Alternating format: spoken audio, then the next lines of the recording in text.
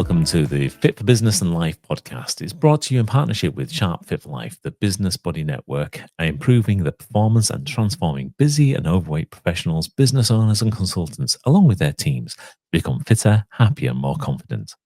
The Fit for Business and Life podcast is all about sharing passion, knowledge and expertise around business and personal performance from our host, myself, Martin Sharp, a 30-year change maker in businesses large and small, and with our special guests who are going to be sharing their know-how, expertise in making changes in business and in themselves, featuring inspirational stories, insights, tips and practical knowledge, bringing more healthier, happier and high achievement to your world.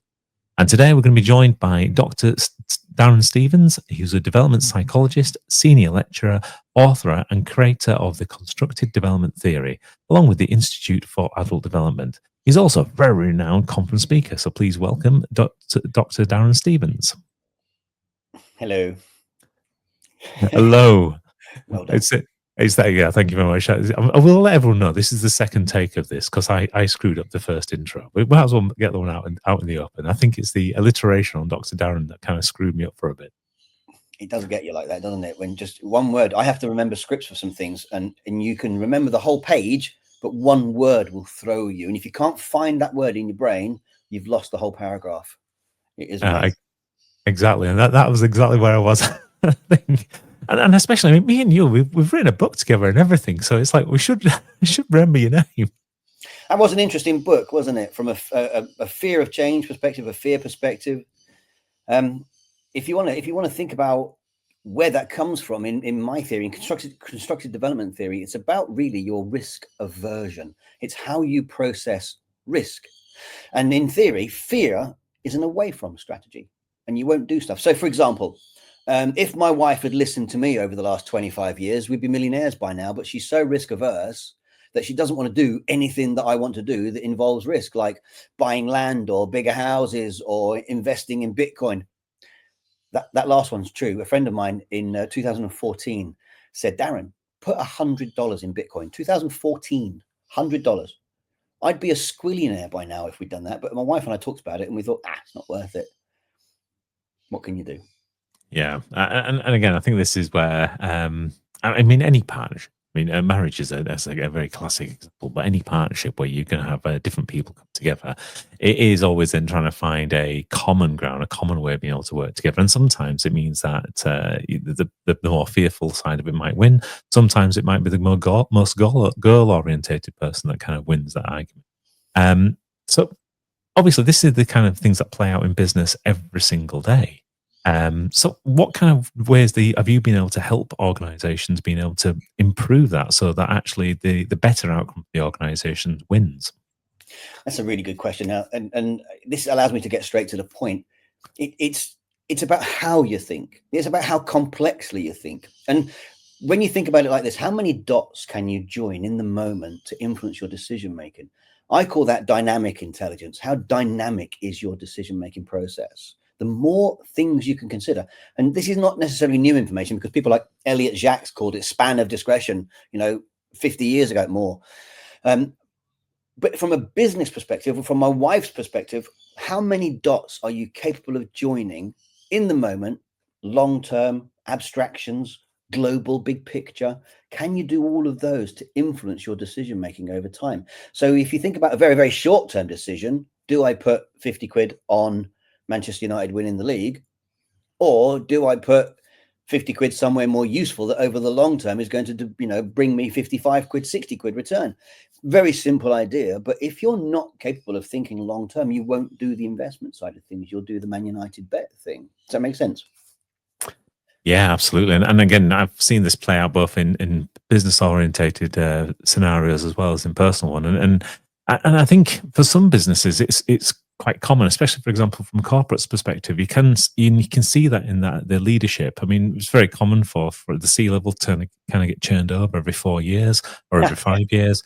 And in which case you almost see that there's going to be a complete step change. There'll be a complete horizon change in that 5 years. And therefore, there's only decisions made for that. And when you think about it from a personal perspective, again, people sometimes take that very easy option now and then kind of sacrifice, what that kind of future them is going to be. Yeah. Then what's the obvious what's the obvious arena where that happens? Is politicians. They spend the first 2 years reneging on their policy documents and their promises from their brochures, and the next 2 years trying to stay in power. They don't actually do anything that's long term, because if they did something long term, it would benefit the next government, because invariably, apart from the Tories recently, apart from them, the other ones get in every 4 years or so, you know. So why would they make a decision that benefits 10 years when they won't be in power in 10 years to do it? And that is really low level thinking. And what you said about from a business perspective, I teach leadership, I teach all kinds of stuff at university. And I inject my own theory into some of the slides and some of the concepts, because what we talk about, we teach like transformational leadership is amazing. Everybody, no one does transformational leadership. They give it lip service. They understand that it's a thing. But if you're not a high level thinker, and this is the bit that's controversial, you're not capable of doing transformational thinking, transformational leadership. Who says that these days? No one. In my lectures, I will walk you through the different types of leadership that there are, and I'll explain to you why 80% of the population are not capable of doing some of them. But when you, and by the way, I've written a book called Thinking Deliberately, and I've got a couple more coming. Leading Deliberately, which all this is going to be in, and another one called Coaching Deliberately, which we can talk about, you know, from a coaching perspective later. But when you think about large corporations, the person at the top of a large organization has to have a 25-year plan, a 25-year capability of planning beyond their own legacy, right? If you're a small business, you might not need that kind of length of decision making, but you might still want someone capable. So you've got different levels of thinking, and this is people like Robert Keegan, Otto Lasky, Suzanne Cook-Greuter, even Jane Lervinger, me, all these kind of different people who have these scales of how we think and how complexly we think. So then when you transfer that into leadership and organizations, you want the person at the top to be a high level thinker, so that they can see the long-term decisions, the long-term ramifications of their decision making, the global aspects, especially if they're in a multinational, you know, and the abstractions. What are they not seeing that's just as important? And we don't really teach this at university very well. Well, except in my lectures. Just kidding.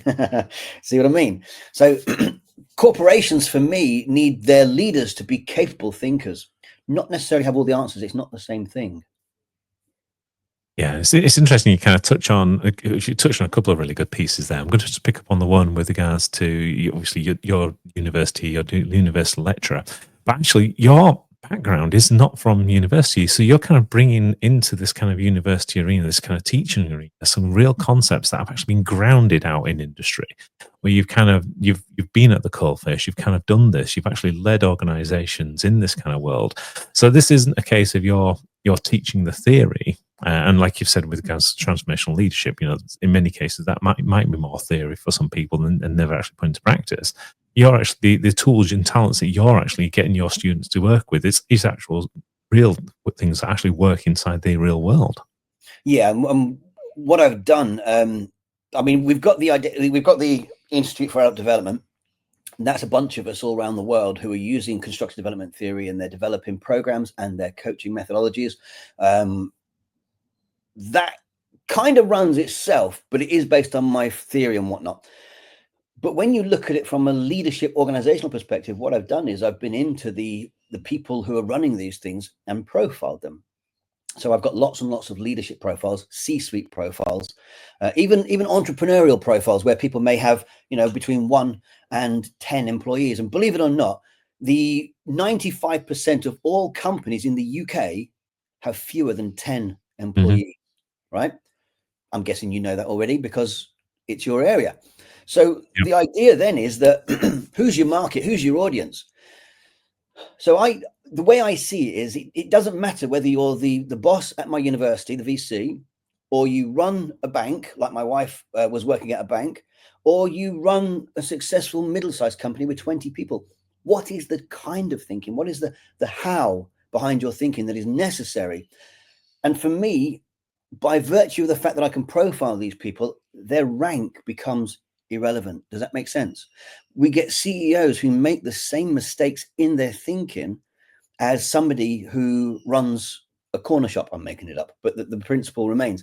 It's about how you think, not what you think.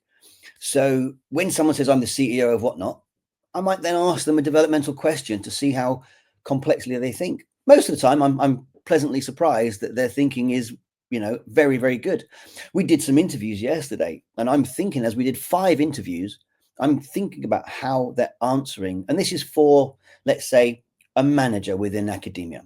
And I'm thinking about how they're answering, because I'm basing it on their level of complex thinking. Because if I have to interact with them, I want to know that they are capable thinkers, so that when I go to them with a difficult situation or a difficult problem, they don't shirk it, they don't add subterfuge, they don't, get rid of me. They actually are capable of solving the problem if it's within their remit to solve it. And it's that idea for me that when you profile a C-suite, 10 people, whether it's a National Health Service, done that a couple of times as well, you get to see how these people running the gigs think. And then from a complexity angle, we can see what unites them. I'll give you an example, right? Because I also teach something called project management. But when you understand that project management is a procedural way of thinking, right? Once you've nailed the process and the procedures, for example, do you cook? If you like to cook, do you follow the recipe? Or do you like to add stuff? I add stuff, so I'm not allowed to cook, which is fair. But if you've got a room full of Nigerian, African, Southeast Asian students, I ask them, what does a Nigerian idiot look like? What does an English idiot look like? They might look completely different, but what unites them is the fact that they're both idiots. And that can be measured and mapped out, right? And that's the point. What does a CEO of HSBC Bank look like? And what does a CEO of Sony look like? Well, it doesn't matter. What unites us, what unites them is how they are capable at thinking. Does that make sense? Yeah, absolutely. I do love the kind of analogy there. What unites the idiots, hey? And then you went to talk about some CEOs. Yeah. Anyway, I give it. I love the way your brain kind of works. But anyway, the thing that kind of was just standing out there, though, when you was kind of talking through it, is again, you're bringing it back down to the person. You're bringing it back down to the individual. And I love that kind of piece you said with regards to it's the way that person thinks. And it's true that I think, what's the adage? It's anything you do is everything you do. The way you do anything is the way you do everything. That's the one. Yeah. I'm glad you know it better than I do. I'm a lecturer. You should do. I remember stuff like that. Love it. So again, this is back to that whole piece of, being a CEO, being an entrepreneur, being a business owner, whatever kind of place it is. And obviously you've got that kind of mindset, you've got the way of kind of thinking, but actually that translates directly into actually how you run your life as well. So the kind of thinking, the processes, the what you can actually achieve actually should be the same. But for some people, they don't join that dot. They don't kind of see that actually the two things can actually be very united. Can I disrupt your thinking there then, right? So Mm-hmm. go back to the phrase, the way you do anything is the way you do everything, right? The way you do anything, when you look at psychometric tests and they say, and you have to do one to get a job, right? What they do is they ask you a question like, today I feel blue. And this is a lot of psychometric tests, right? Today I feel blue. Well, what does that mean? Does it mean you're cold because you're a white person? Does it mean you're sad because it's, ethereal, it's not a real, it's metaphysical? Or does it mean you're dating a Smurf? What does it mean, right? The question they don't ask you is, can you choose not to? So go back to the phrase and go back to cognitive complexity and how aware you are. How you do anything is how you do everything. So can you choose not to? How you do anything. Yeah, I guess this comes back down to training, isn't it? So this is, again, bringing the awareness to this. Yes, exactly. Self-awareness. Because we were told that, if you put is everybody here self-aware? I am. No, you're not. You think you are, but there's a limit to your self-awareness. And don't get me wrong, right? My scale, Keegan's scale goes from like 2 to 5, as does Otto Lasky's, right? And everybody else, ego development has got lots of names for their stages. And my stages go from like 4, which is very, very few people, up to 10. No one is 10. I've never met a 9. Chat GPT thinks it's 9. We'll talk about that if you want later. But my scale goes, let's say it goes from 5 to 10, right? I've just put myself off with my chat GPT point. The other thing about getting old is you forget your point. What was the point, Martin? What was the question? So we were talking about self-awareness. You were going through the different awareness scales. You said, yeah. So we think we're self-aware, but we're not self-aware. And the problem is that at the different levels of the awareness quotient scale, this is the controversial bit. At AQ5 down the low end, you might be self-aware for an AQ5 person, but compared that to an AQ8 person who has a much more profound relationship with their thinking, right? Their level of self-awareness is much deeper. So the idea that people, and only about 20% of the population are AQ8 and above. So when we say we're self-aware, we might be self-aware, but our self-awareness is very limited, but we just don't recognize the limitation until we meet someone who is a more complex other, somebody who says, have you thought, Darren, have you thought about it like this? And then you circle. The problem is you circle around your level of complexity until someone disrupts you, specifically disrupts you, and then you can try to, you might visit the next level up. And that's the basis for my coaching framework, by the way, as well. It's the idea that in order to be a higher level thinker, you need someone to disrupt your patterns and see the patterns that you can't see, which means that the coach has to be a level above you. Whereas when you look at things like the BPS and all these other ICF, anybody can coach anybody. It's just not true. It's just not true. If you're a lower level thinker than me, you can't coach me because you can't see my patterns. So the self-awareness angle, and this is where we go back to the CEOs. If I want to coach a CEO, I have to make sure that my thinking capacity is marginally higher than theirs in order to see their patterns. If you do a weekend course on coaching and think you can coach a CEO, therein lies the issue with the coaching industry.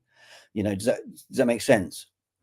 Yeah, absolutely. And again, I think when you start looking at the patterns of things, there's different patterns, and there's different people going to be able to arrange those patterns. So would you go for financial coaching, for example, from an athletics coach? Probably not. They're not going to be able to spot those patterns for you. But we were at a car garage once, and this 30-year-old salesman said to my wife about interest payments and things, and she questioned him and said, interest payments on what the compound, and he started to explain what interest payments were and the way it works. And I'm like, mate, let me stop you there.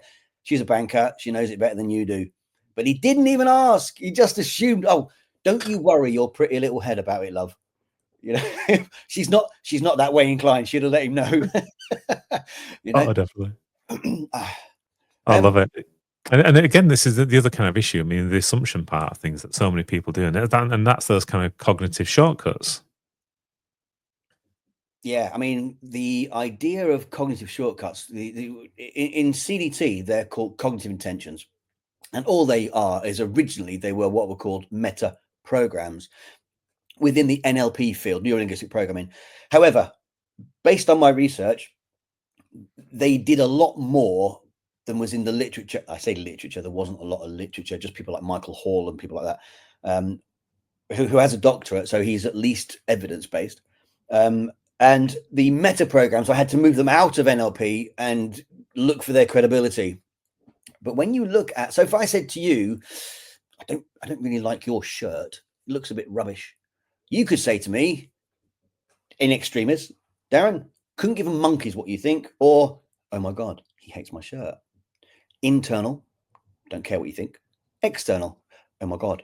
Extreme external leads to therapy, which is Keegan's stage 3, that kind of idea, 2 to 3. But extreme internal turns you into a bit of an arse. So the key is, and this is where the theory comes into it, is you could be this much internal and this much external, or the other way around, doesn't actually matter, because the gap is the key. The fact is, at this level of difference between external and internal, you are incapable of doing internal. And the fact that you're incapable of doing that shortcut means you are limited in your thinking and behavioral output. You only do external. Where we want to get to, which is where everybody listening or watching this right now has already thought of, we want to get to balance, which goes back to my point earlier that says, can you choose not to? If you're not here, you're not at choice. You can't choose not to. Sounds like a double negative, I know, but you can't choose not to. You only have an internal perspective. Well, that makes you low level. Level 2, Keegan stays, because Keegan stuff goes self, other, self, other. So this is a low level self perspective, my way or the highway. Too extreme on external, and you're way beyond people pleasing into therapy mode. Does all that make sense? And I've mapped it back to what we talked about. I am rambling and I do a lot of options, but I do map it all back. Yeah, no. It makes perfectly good sense. And again, it's a nice kind of visual when you're kind of thinking about it in your own mind as kind of creating that balance. So again, it comes back to that whole point. You've got a choice to make when you come to respond to anything, or how you're going to be thinking, how you're going to actually take something on board. And while you've got that choice, that's when you've got the control. As soon as you go, like you're saying, to one extreme or the other, you kind of lost the choice. And that's the point. I'm sorry, Michael, but intention, awareness, choice, response. Those are 4 pillars of constructive development theory. And the key for your level of self-awareness is in the moment, exactly as you just said. Because in the moment, can I choose? And if you can't, or rather, let's change that. Your capacity to choose a response in a moment is directly related to your level of awareness of your intention. You and I can talk and have a laugh and be serious and have a laugh. I'm guessing that I could annoy you and get you back on side. You could annoy me and get me back on. I don't think either of us would be annoyed, but you get the point. You know what I mean? Yeah. And it's that capacity to choose how we are in the moment that is your level of self-awareness. And that directly maps to our level of cognitive complexity. Because if someone said to me, Darren, I don't like your jumper, I honestly couldn't care what they think. But does that make me level 2? Or does it mean I'm capable of choosing in the moment how I respond? It means the latter for me. Mm-hmm. Definitely. Yeah? Because again, it becomes a conscious choice. You've decided that's going to be you haven't just automatically responded back. And you'd be surprised how many people are automatic. It's called automaticity in psychology, but you'd be surprised how many people are automatic in their thinking. And that includes CEOs. It's a bit like the classic, isn't it? Where you go and ask somebody, how are you feeling? What's the first thing most people say? Oh, I'm feeling great. Or, oh, I'm feeling okay. Or not bad. Not bad's the other kind of one that most people come out with in the bad, UK. what are you feeling? Good? Which is an NLP frame, isn't it? That's what they do in NLP. They frame it. Yeah, absolutely. But again, it's just that automatic response as opposed to being actually considered and saying, actually, no, this is how I am feeling, and sharing that moment with people, which is sometimes more deep and meaningful. Well, my mate and I, we've traveled the world a few times together, all over the place. And when we were in America 100 years ago, we were walking around and we got kind of tired of the Americanisms like, hi, how are you? And have a nice day. So what we decided to do was when they said, hi, how are you doing? Or how you doing? We walk into the store, they say, how you doing? My mate Paul would say, actually, my back's a bit sore. And I've got the squitters. They'd be like, what? He said, well, you asked how I'm doing. My back's sore. And it just let them, they don't mean it. They don't care. It's just a platitude that's automatic, but it's cultural now, And when somebody says, my kids did this to me, we were walking out of a restaurant and the lady said to us, have a nice day. And one of my kids said, don't tell me what to do. I cracked up. It was a joke, but it was indicative of how our culture is changing. It was fantastic that we just blurt out these platitudes that don't actually mean anything, and we don't mean them. How aware is that server? How aware is that maitre d', whatever? Do they actually care how you are? Do you? Yeah, I love the way you kind of already started to bring the next generation on with this. This is fantastic. My kids are great. Yep, I know. we all hope the best for our kids, and we all hope they kind of take on the best of our traits and hopefully limit some of the more not best of our traits.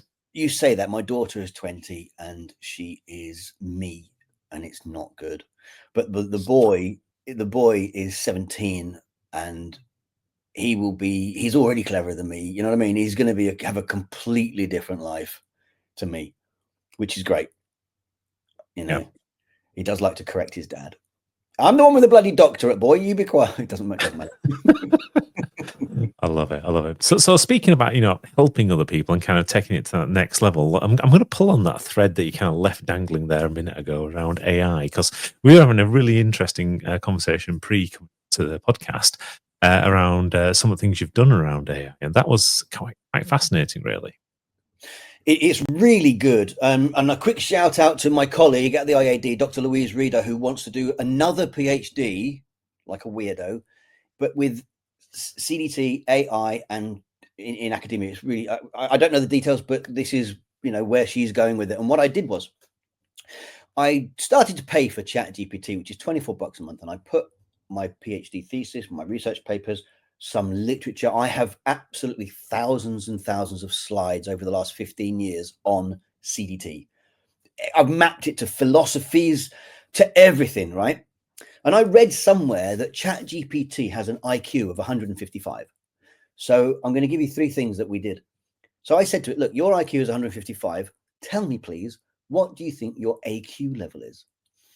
And it thought that the AQ was measuring kind of an emotional reaction, an emotional response, but it's not. It's really looking at, excuse me, it's really looking at how cognitively complex you are and your capacity to choose in the moment, as we said.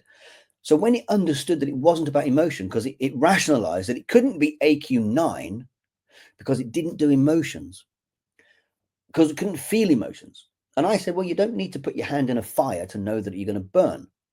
Can you articulate an emotion without having to feel it? And it said, well, in that case, which is based on the work of a lady called Lisa Feldman Barrett, that emotions are constructs. It said, in that case, then I am AQ 9, right? So I've created a monster.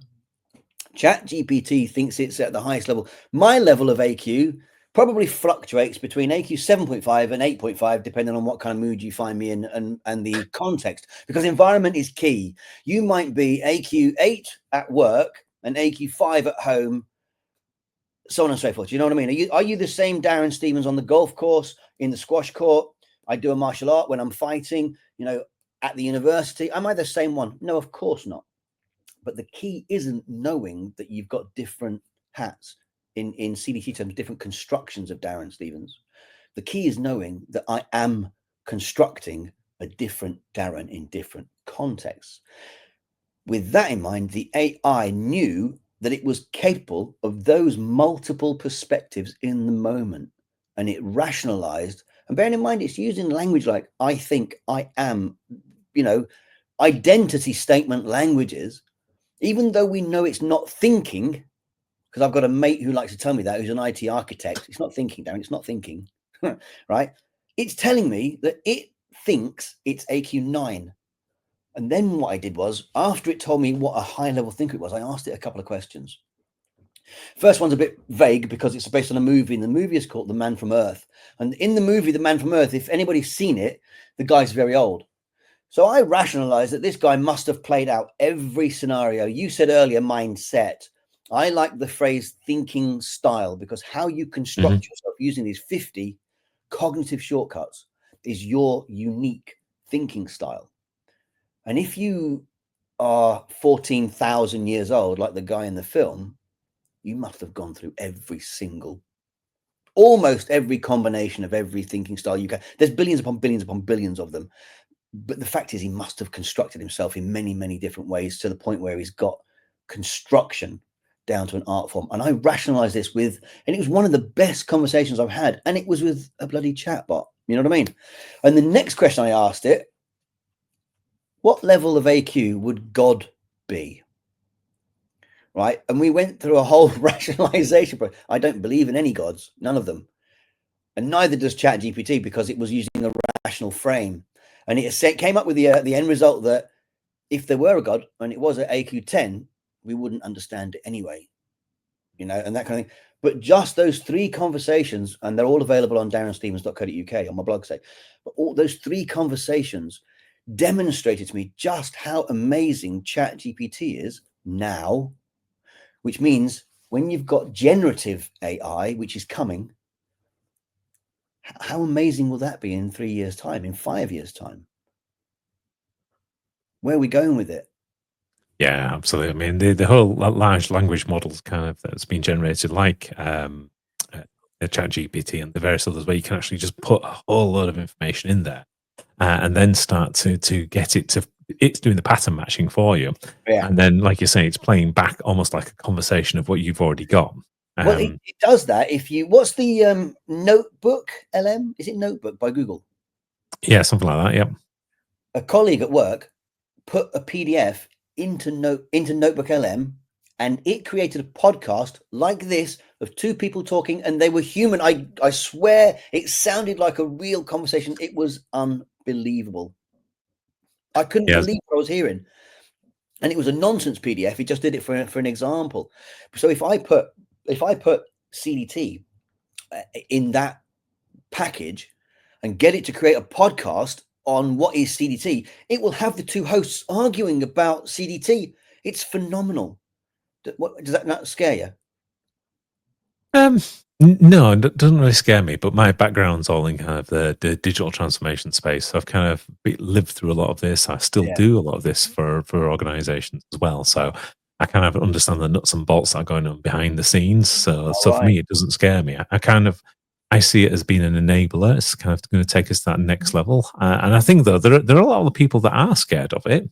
Yeah. But if we come back to, where we were, you only have to go back, maybe 10 years, 20 years, 30 years, 100 years, whatever. There's always been these kind of step change technology where look at, for example, when the motor vehicle was first invented, you suddenly had people saying, no, everyone's going to die. You got these things driving around without horses. You had to have people walking in front of it with a red flag, and you had to get people off the road. Combust over 30 miles an hour. Yeah, exactly. So there's all these kind of, and then again, it's a worry about the future. It's that kind of anxiety piece that people have because they can't see where they fit into it, or what they can do with it. And it might feel very daunting and scary and all those kind of things. So again, when you talk about where you fit in that scale at any point in time, your own self-awareness, as you kind of become more fearful, I can imagine you probably are dropping down that scale, right? Perfect. Under duress, we regress. That's exactly it. Yeah. For me, I thought it was amazing. I loved it. The AI side of things. But when you look at it from, let's say you're teaching a master's class on business, on anything, whatever, and they get an AI called Claude to write their assignment. And then we get it as lecturers, and hopefully in time, we will get an AI to grade that assignment. There's been no human being in that process. They've got AI to write it. We've got AI to grade it. They've got a degree and no one did anything. And I put a post on LinkedIn just about this last week, literally this last week, because I came to the realization that as fantastic as AI is, you're not really learning anything. When I did my PhD or any degree like that, you have to go away and research stuff. But now it's so easy to click my AI app and say, tell me all about ABC. And it will give you a string of information that you still have to check. Don't get me wrong, you still have to check it. But it's done all the thinking for you. You haven't actually learned anything. And to take it back to the research, what we said earlier, when sat-navs came in, where we kind of store all our information, memory, or it's supposed to be all around the brain, but the hippocampus is the main place, right? It was shown that in black cab drivers, when they do the knowledge in London, their hippocampus gets bigger because they've got to remember so much. With the introduction of sat-navs, everybody else's hippocampus got smaller because we didn't need to remember stuff anymore. Think about the long-term effects of AI when we don't need to think anymore. You know what I mean? Remember the film WALL-E where they're in space? Yes. And the bodies that they turned out because of the environment. Well, what's AI going to do to our environment, to our thinking? Are we going to be less capable thinkers and more reliant on AI? Blah, blah, blah. Yeah, or will that thinking kind of just change and we kind of evolve beyond it? So, for example, when Gutenberg brought out the printing press, no longer were we kind of having to learn things in the same way. We're no longer doing the apprenticeships in the same way where we mastered the skills over a space of 20 years. You could now pick up a book, you could read through it, you can understand it, you can start to apply it, and therefore you could master the skills in 5 years.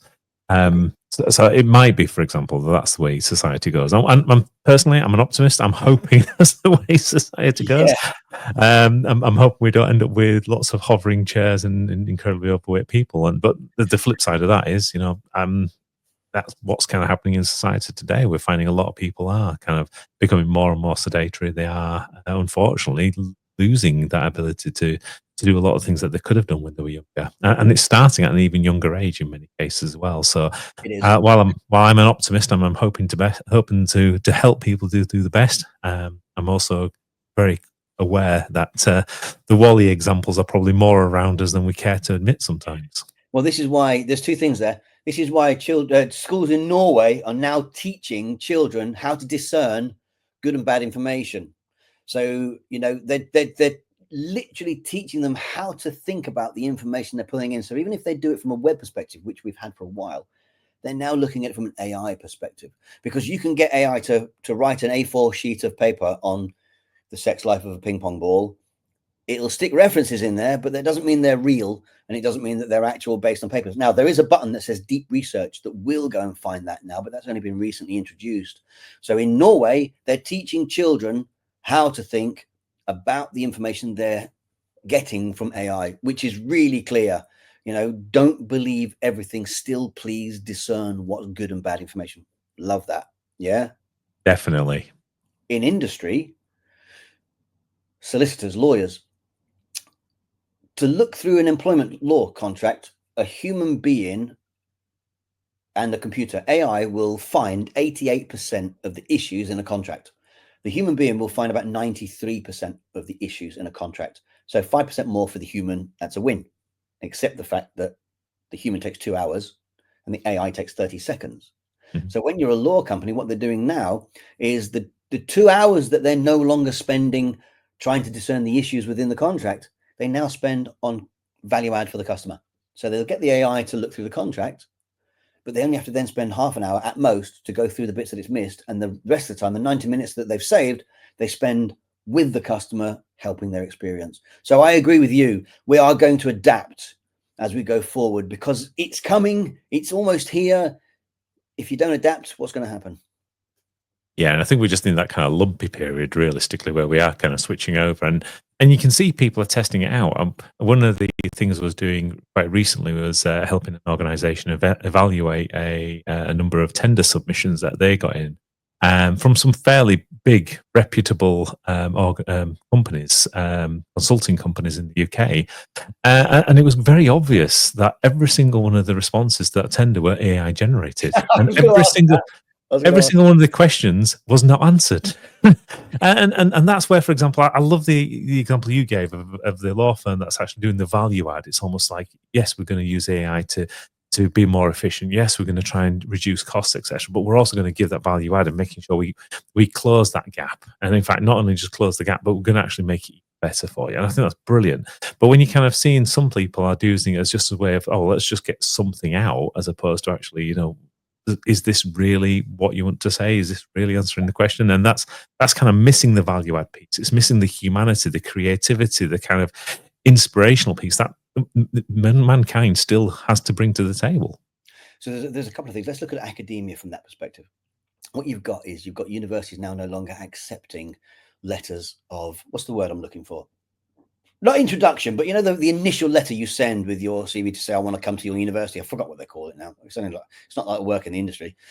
But because students were getting AI to write it, universities cottoned on quite quickly and said, there's no point asking for it anymore. They're not even writing it themselves. Yeah. What's the, I really can't remember the word.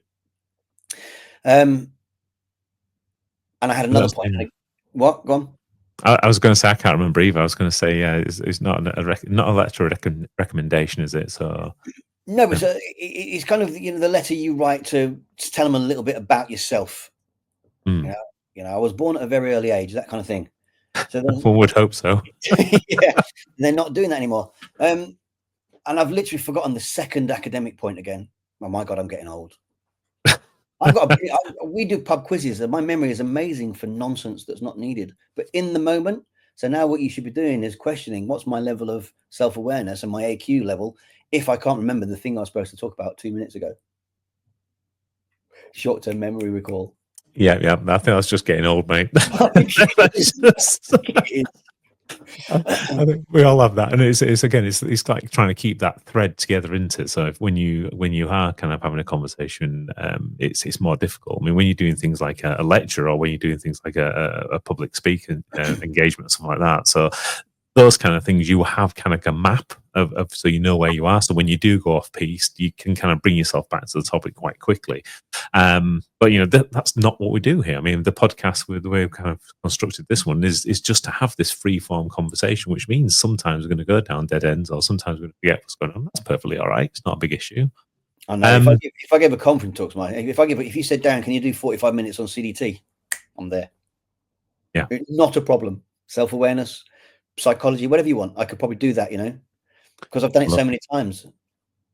Yeah. And speaking of doing things so many times, obviously we started talking about what you were doing with AI, and the other kind of point you were talking about earlier, just before I came on the show, was around actually how you've almost got it to be coaching you, and that's the point where, it's quite an interesting idea. So the interesting thing is, I mean, your listeners and whatnot are going to be familiar with coaching. They're going to be familiar with the main organizations like EMC, ICF, and things like this, the BPS even. And a lot of the time I did NLP 100 years ago, and we learned a process for coaching and some wonderful ways of teasing information out of people. However, what I noticed was that there's a lot of, I don't know how to say it. It's not people in the world. The industry is predicated on the fact that they think anybody can coach anybody if there's a process there. So I created something called next level coaching. And the reason for that is because, as I mentioned earlier, if you reside at this level on my awareness quotient scale, somebody who's here cannot coach you because they can't see your patterns. If you are capable, if you are balanced, for example, let's make it very simple, towards and away from, that's about how you measure risk, right? Towards and away from. If you are massively towards, you're gung-ho, no risk, you don't know what risk is, and you just do stuff. If you're massively away from, you are risk averse, like my wife. We'd be millionaires by now, remember?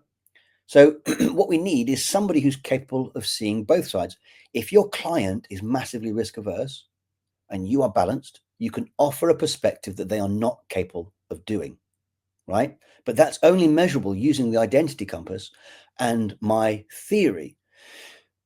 With me so far? If you are AQ, this person here is AQ 5 and you're AQ 7, 8, perfect. But if somebody has got a qualification that they got for, they did the whole weekend course, Martin, don't get me wrong, they did the whole weekend, but their thinking is very towards oriented because they've done a few years of NLP, and that tends to be what happens. And you come along and you're balanced, and they can't see the risk aversion perspective because they're not balanced. They cannot coach you. But that's controversial. I'm not the only one to say it. Otto Lasky said it as well, because he said also that people at the lower levels who try to coach the higher levels is actually detrimental. It's not useful. So when you look at it from an industry perspective, I had to create next level coaching and the IAD because I didn't fit into any of the existing systems and frameworks, and they couldn't validate my approach because sometimes people have an issue with it. But Darren, you can't say that you're a higher level thinker than someone. So usually when I say that, or when they say that to me, I say to them, well, tell me, right? Do you think you're a higher level thinker than Donald Trump? And you wait, you shut up and you listen. And you smell the cogs working, and they rationalize their thinking. And then they start to say, yeah, because he's doing this and it's a protectionist measure, and he's not thinking of the long-term ramifications of this protectionist measure. He didn't notice, for example, that Canada would reverse it and stop all American products coming in. Well, that's going to damage the American industry, all industries. Well, why didn't he think of that before implementing this 25% tax? So they get the point that we do think at different levels when you start to abstract, long-term, global. These are 3 cognitive shortcuts that we use, right? Did all that make sense? Yeah, that makes perfect sense. And again, it kind of reminds me of some of the habits you see people when they come into organizations. And I'll paraphrase it and bring it down to a very basic way. Some people, for example, are goals orientated. Some people are driver orientated. And if you're heading into a meeting and you don't know who you're speaking to, if you come off and you're just constantly talking about the problems that the business is currently experiencing, all the drivers of why you need to move away from this, but you're sat in front of a board of people that are actually all goals orientated, looking at the future and where things are going, your message isn't going to land. And in fact, the change or the worry or the risk, whatever you're trying to raise, is just not going to sit with those people because you've not actually kind of hit it the right way. And vice versa. You go into kind of board meetings and you're talking to people about the goals and how aspirational this is going to be and where it's going to be, what you can be able to do afterwards. But you sat in front of a load of drivers people because they're mired in the problem right this moment in time. There's no way you're going to be able to get them to move. 100%. And that's just a real simple way of being able to represent what actually happens in real life so many times. That's just 2 cognitive intentions. When you combine it with the other 48, you can see how complex it gets, right? So what we do at the IAD is we've got a program called the 3 Leaders Program, and we will take that problem you just mentioned, and I will, with their help, write it at level 2 from a Keegan perspective and Lasky perspective. I'll write it at level 2, again at level 3, and then again at level 4 and 5 if they want it. On day 1, let's make it simple. Day 1, we go through the problem from a level 2 perspective. Most people are like, what the hell? This is nonsense. Then on day 2, we go through it from a level 3 perspective, which is a more socialized mind. How are we doing? What's our family like? How are our relationships? And we frame it like this. And they notice the difference in the thinking. And then they know that tomorrow we're going to do it again differently. So on the 3rd day, we go through level 4. Now, please understand that only about 20-25% of the population are going to be about level 4. So anybody that's residing at level 2, we might lose them on the 3rd day, but they've had the growth idea on the 2 days, and they can't live at level 4, but they can visit it. And what it demonstrates is that problem you've just talked about is applicable at each level, and they learn that there's different levels of thinking around the problem. And if they're stuck at level 2 because they're massively away from, they know there's at least 3 more levels, up to 5, to think around the problem. So from a coaching perspective, we profile all of the C-suite. We do a team profile as well as individual profiles. We look at the people who are risk averse and who are gung-ho. We see where because if somebody is massively risk averse and somebody is massively towards, that doesn't mean they're going to conflict. It could mean that they marry, they complement each other. Does that make sense? Mm-hmm. They kind of balance each other out in the room. Yeah. When they realize that the problem is divisible by stages and thinking, they get to understand that they've constructed the problem at their level of thinking. So a person at AQ5 or TQ2, whatever, at the low level will construct the problem at their level. My job, my only job from a coaching or development perspective, isn't to solve their problem, it's to grow their thinking. Because when they grow their thinking, the problem changes because they constructed it here. Does that make sense? Yeah, it makes perfect sense. And I love it. And the thing is, we can probably talk about this till the cows come home. It's really, really interesting. But I think let's try and wrap things up. So obviously, you've got such a wealth of knowledge. I'm pretty sure there's lots of people would love to kind of explore this with you, either for their own personal benefit or for actually what's going to benefit some organizations. So what's the best way people can get in touch with you? The Institute for Adult Development is online at adultdevelopment.institute. It's going through a web page change because let me just temper everything I've just said and your very kind words with the fact that I might be relatively educated, but I'm rubbish at marketing and I've got no idea what I'm doing. And you think that, I've got a PhD in psychology. I know. No, I've got no clue about marketing. So the website is going through changes now because I write the website at the wrong level. So it's being done properly by an expert. So please give the Institute for Adult Development, which is the adultdevelopment.institute, give it a little bit of time, maybe a few weeks, and it will change. But you can go there and contact me. And obviously, I've got darrenstevens.co.uk as well. Perfect. Well, we'll just make sure all those links, etc., are available on the description that will be accompanying this podcast. But I would definitely recommend anybody who's listening to this, go and have a look at what Darren's been doing. He does some amazing stuff. There's some amazing resources there available. Just there's some things there that are really going to challenge your thinking, the way that you're actually doing things and the way that you actually show up every single day. And obviously that's the way you want to do is you want to improve yourself, get yourself a little bit better. And that all starts from actually having an awareness of where you are right now. Because that's where you can actually start to make changes from. So I'd like to just finish by saying a big thank you to Dr. Darren Stevens. And just to finish and say a big thank you to everybody else. Thank you all for joining us today and taking the time out to listen to this episode of the Fit for Business and Life podcast on the Certainty to Change series. And the Fit for Business and Life podcast is brought to you in partnership with the Sharp Fit for Life and the Business Buddy Network, helping busy professionals and their teams become more happier, healthier, and higher achieving in business and in life. And if you'd like to join us on as a guest or get in touch just to know more about the subject we've covered and the topics we've gone through, then we'd love to hear from you. Just simply email hello@sharpfitforlife.com. Once again, thank you for listening to the Fit for Business Life podcast. And the Fit for Business Life podcast has been produced and presented by Wax Time Limited, all copyright supplied. Have an absolutely wonderful day.